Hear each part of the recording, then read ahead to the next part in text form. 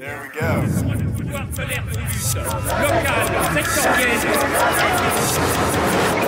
L'hebdo-parleur, 7 jours de lutte dans le viseur.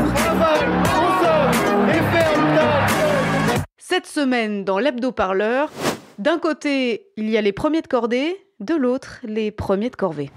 La CGT porte plainte contre la ministre du Travail. Muriel Pénicaud, à l'origine de plusieurs déclarations choc ces derniers jours, est pointée du doigt pour inaction face au manquement des employeurs de la distribution et de la grande distribution.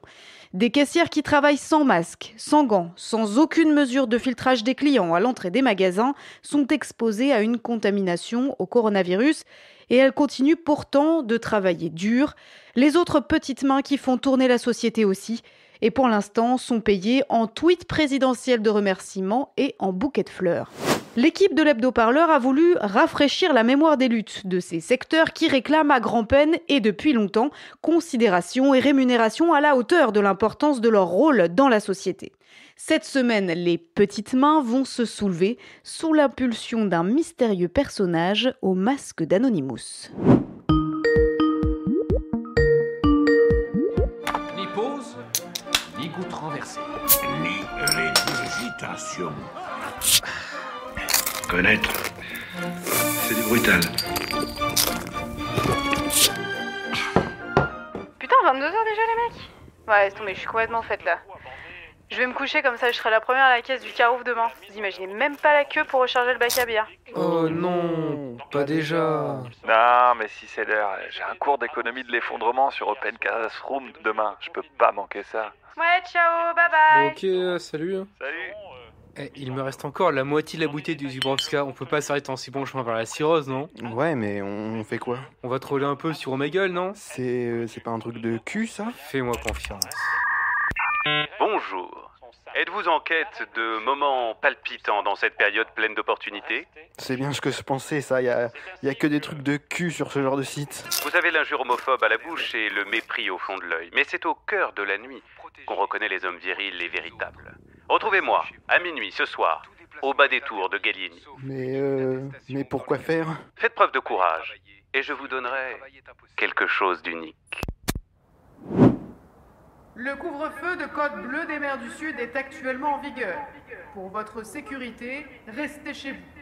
Le couvre-feu... Merde, mais qu'est-ce qu'on fout là? Même les dealers ont le cul au chaud à se mater une série, là. J'y crois pas que t'aies réussi à me faire sortir.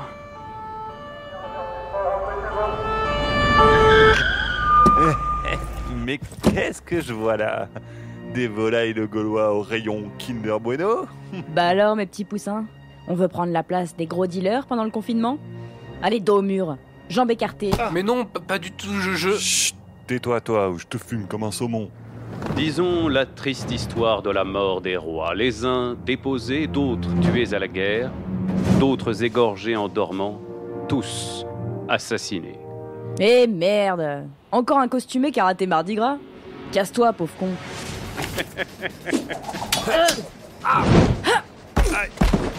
Allez, tiens!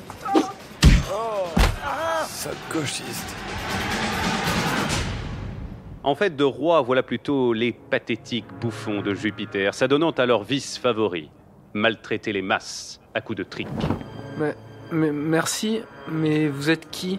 Ça doit vous serrer les boules, ce slip en cuir, non? Oh bordel, c'est le mec de Omegle. Je suis celui qui vous libère et vous endort pour mieux vous réveiller. Comme le coq de ces cités, je circule sous ces cieux. Je suis celui qui vous convoque et vous berce pour mieux vous secouer.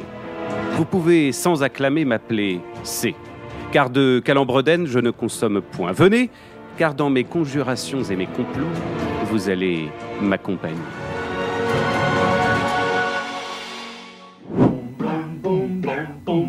Par un instant, dans la vraie vie des vrais gens. Faut travailler.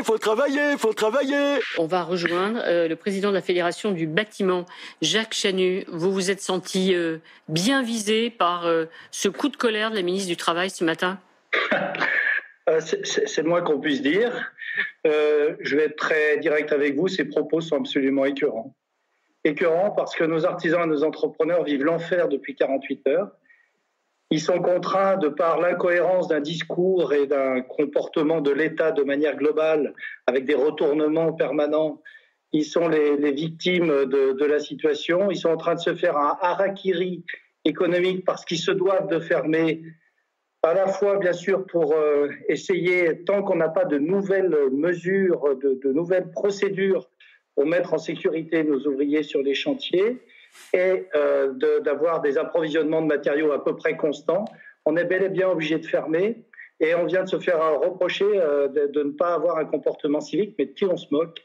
Qui est à l'origine de cette solution de dire restez chez vous? Est-ce qu'un chantier du bâtiment a autant d'importance que la fabrication d'un médicament? Est-ce qu'on ne peut pas décaler de 15 jours le temps de trouver des solutions techniques pour sans masque et sans gants, puisque l'État a été incapable de prévoir suffisamment de gants et de masques pour l'ensemble des professionnels qui en auraient besoin? Est-ce qu'on est à 15 jours près pour trouver des solutions avec les syndicats, avec les médecins du travail, pour faire travailler nos ouvriers en sécurité? Ils ne veulent plus venir sur les chantiers. Ils ont peur et je les comprends. On ne veut pas être le métier qui permet la propagation de la pandémie. Écoutez, je crois qu'il faut être sérieux. Madame Pénicaud est sans doute confinée depuis trop longtemps dans son ministère. Il faut qu'elle vienne au contact des entreprises, même en restant à 1 mètre, pour comprendre leurs sentiments et la manière dont ils ressentent cette attaque de ce matin. C'est écœurant. Scandalisé de voir que hier, la fédération du CAPEB a écrit à tous les artisans d'Auvergne-Rhône-Alpes en leur disant « Arrêtez tous les chantiers ». Ça, c'est du défaitisme. On a besoin de tout le monde sur le pont. Alors bien sûr, avec des précautions. Évidemment, il faut protéger les salariés. Mais on trouve des solutions. Donc, faut pas sortir, sauf celles et ceux qui travaillent. Et surtout, il faut pas se plaindre, c'est ça? Le travail, c'est la santé.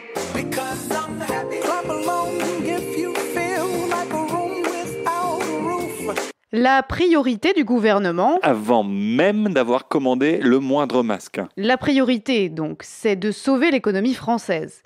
Et pour cela, point de discours sur le ruissellement. C'est bien un discours sur le travail nécessaire qui se met en route dès la mi-mars. Enfin, on n'a pas très bien compris qui doit aller travailler, étant donné qu'on nous dit dans le même temps, restez chez vous. Alors oui, je crois qu'il y a une incompréhension qu'il faut lever. On l'a dit, c'est très important, les médecins le répètent tous les jours à juste titre, rester chez soi le plus possible, avoir moins de contacts, c'est ce qui permet de préserver et d'éviter la propagation du virus. Mais en même temps, il y a des cas d'exception. Pour aller faire ses courses, il faut bien manger, pour avoir un rendez-vous médical ou pour aller travailler. Il n'y a pas de notion de secteur indispensable ou pas. Je vais vous donner un exemple. On ne sait pas toujours qu'on est aussi important pour la nation. Mais par exemple, une petite entreprise qui fabrique des emballages en carton.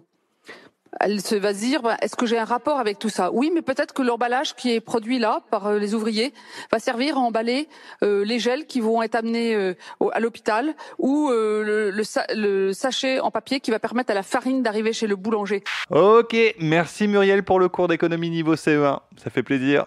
En vrai, les petites mains qui font tenir la société, ce n'est pas que les fabricants de boîtes en carton, hein. Je sais pas si tu le savais.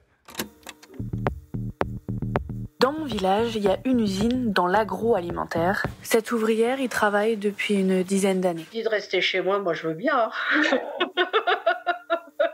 Je veux bien. Mais bon, je me dis, c'est un devoir qu'on doit faire. Et puis bon, oui, la peur, on l'a comme tous, mais on essaye de faire attention avec les moyens d'hygiène, les protocoles. Dès le démarrage, avant de rentrer, on a du gel à se mettre sur les mains avant de toucher quoi que ce soit. Je me dis, c'est notre travail, donc on le fait. Voilà, ouais. On est toute une filière, donc on est tous responsables de chacun. Hein. Si l'un n'est pas là, l'autre n'est pas là. Donc on se suit tous. Hein. Puis après, au bout, c'est le consommateur ou c'est les gens qui n'auront pas d'alimentation.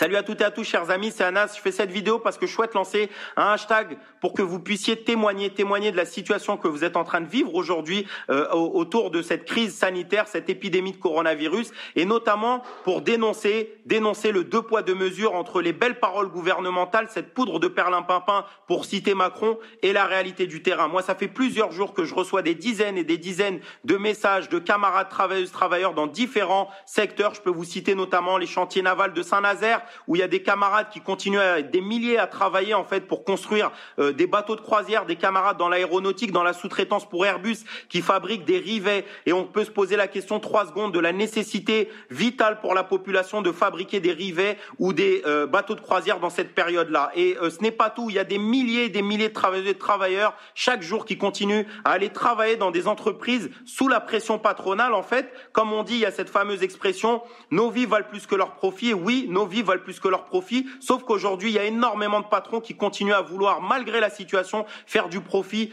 coûte que coûte.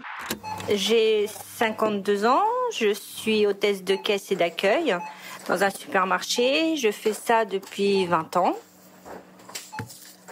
L'organisation a changé parce que on a un afflux de monde énorme, donc on est obligé de filtrer les gens à l'entrée et essayer de leur faire comprendre qu'il faut seulement une personne par famille et non 2 personnes par caddie, et prendre par exemple un pack de bière, un pack d'eau et une baguette.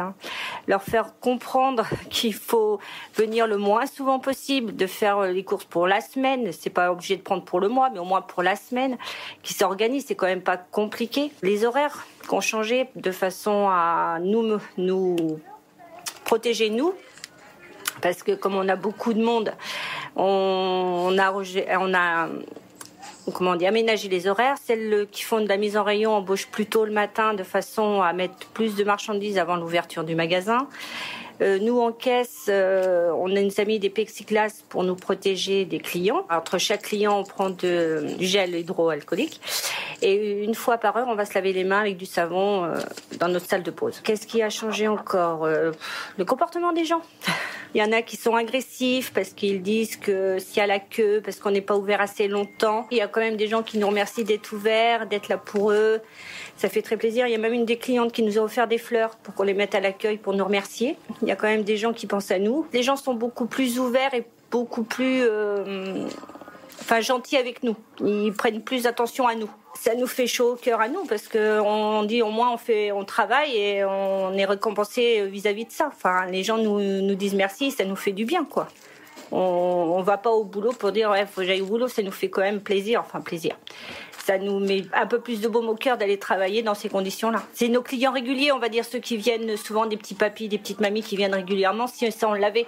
Mais des gens qui faisaient pas spécialement attention à nous quand ils passent en caisse avec leur téléphone et qui nous calculent pas, là par contre ils sont peut-être plus attentifs. Parfois, les insultes fusent contre les caissières de supermarchés de la part de clients frustrés par les files d'attente et parfois même par leur propre confinement. Surtout que quand on voit les conditions de travail dans certains supermarchés ou dans la manutention, ça fait peur en fait. CGT qui porte un certain nombre de plaintes, on va y revenir, mais qui a aussi lancé un préavis de grève à partir d'aujourd'hui et pour toute la durée du mois d'avril du côté de la CGT des services publics. Est-ce bien raisonnable ? Écoutez, je trouve qu'on est un peu dans la dérive de la part du gouvernement. Notre premier souci, c'est la protection des citoyens et la protection des salariés. Donc, notre demande, c'est, parce que c'est la meilleure solution, c'est le confinement pour tous les salariés qui n'ont pas besoin d'aller au travail. Évidemment, les services publics font partie d'un élément essentiel et donc nous exigeons partout des protections. Donc ce préavis, c'est pas la grève générale, il faut arrêter les bêtises, c'est de façon à protéger dans des collectivités des salariés qui n'ont aucune protection. Or, ces salariés, c'est ceux qui ramassent les ordures, c'est ceux qui nettoient la voirie. Et donc, il y a besoin que les consignes de sécurité soient respectées et les protections soient fournies. Ça ressemble quand même à un droit de retrait, presque. Est-ce que c'était pas plutôt vers ça qu'il fallait s'orienter ? Une fois qu'on a tiré toutes les sonnettes d'alarme, il faut passer au cran au-dessus. Et il y a des droits de retrait qui s'exercent dans des entreprises, mais dans des entreprises privées aussi, quand le droit de retrait n'est pas respecté, il y a eu des grèves. Et je peux vous citer quelques exemples, y compris dans le privé. Dans ce supermarché où nous filmons discrètement, les employés, pour se protéger, ont eu bien du mal à s'équiper. En masque, c'est bon. La société ne nous a rien donné, on a demandé aux gens, il y a même des clients qui nous ont donné des masques. On n'en a même plus là, il nous reste 2 max quand on est 7.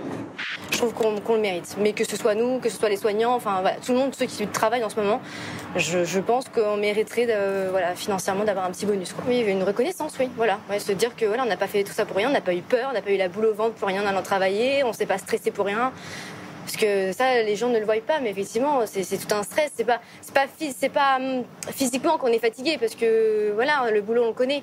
Mais c'est vrai que là, en ce moment, c'est plus psychiquement, plus mentalement que c'est un stress. Les clients qui comprennent pas, enfin, il y a plein de choses, quoi, la peur et tout ça. Donc. Et justement, tous les discours de Macron qui remercient les caissières, est-ce que ça t'a fait quelque chose ou... Alors, je trouve ça. Après, ça fait plaisir parce que c'est le président. On se dit voilà, il nous soutient, mais c'est que des paroles. Tu crois qu'il va nous laisser sortir? Il voulait peut-être juste nous faire peur. Chut, j'ai entendu bruit. On va mourir, merde. Toi, il décidé à la con. Et vous, du coup, vous avez reçu du gel hydroalcoolique ou pas? Ah non, mais un patron gonflé au pastis, ça oui. Mais rigole pas. Avec mon mari, on se relaie pour garder les gosses. Entre mes shifts en RS et tournées et les réunions de comité, je sais même plus comment ils s'appellent, mes moments. Ce matin, on a eu les flics au dépôt de bus. Le droit de retrait... T'entends ça? C'est pas du tout ce qu'ils ont dit au JT de Moi, France, pour la réunion de comité, il faut vraiment qu'on parle de ce préavis de grève. Et de l'action à la Tour Eiffel. Mais faire grève? Comment tu veux tenir un piquet avec le couvre-feu? Les flics partout. Et tout le monde confiné. Mais tu rêves, hein. Écoute, on n'a plus le choix. J'ai plus le choix, t'as plus le choix, personne n'a le choix. Ils nous tuent à la tâche, ils nous prélèvent nos salaires, ils mentent à la presse pour que les confinés croient que tout se passe bien. Tu sais quoi, j'ai même lu un article qui disait qu'on avait reçu des augmentations. T'entends ça? Tu le crois, ça? Ouais, non mais... Je dis pas, t'as raison. Moi, j'ai plus rien à perdre, moi. On va voir ce qu'en disent les autres à la réunion. Monsieur le président directeur général, si nous devons parer à toute éventualité, nous devons en discuter, je pense, sans plus tarder. J'ai le sentiment que nous devrions prendre davantage de mesures préventives. Monsieur Philippe, moi j'ai le sentiment que ce gouvernement ne survivra pas grâce à vos intuitions. C'est le moment de mettre en place le contrôle des chômeurs pour ne pas se rendre à une convocation, sanction et inversement. Contrôle des chômeurs, oui, bien sûr Muriel, mais c'est évident. Mais ce n'est pas l'alpha et l'oméga. Ce n'est pas tout, en effet, monsieur Philippe. Il nous faut adresser un message des plus clairs aux petites mains de ce pays. Je veux que ce message soit imprimé dans chaque journal, diffusé dans chaque radio et télévision. Je veux que ce pays prenne conscience que nous allons sombrer dans la récession, le chômage partiel, la déchéance, le chaos. Je veux que chaque homme, femme et enfant se rappelle pourquoi il a besoin de nous. Besoin de sécurité et d'une révolution néolibérale. Néolibéralisme, oui, c'est ça qu'on va faire. Mais taisez-vous, Pénicaud! C parviendra-t-il à radicaliser les masses? Nos deux protagonistes vont-ils démasquer les mensonges du gouvernement? Vous le saurez en écoutant la seconde partie de l'hebdo-parleur. C pour Corona.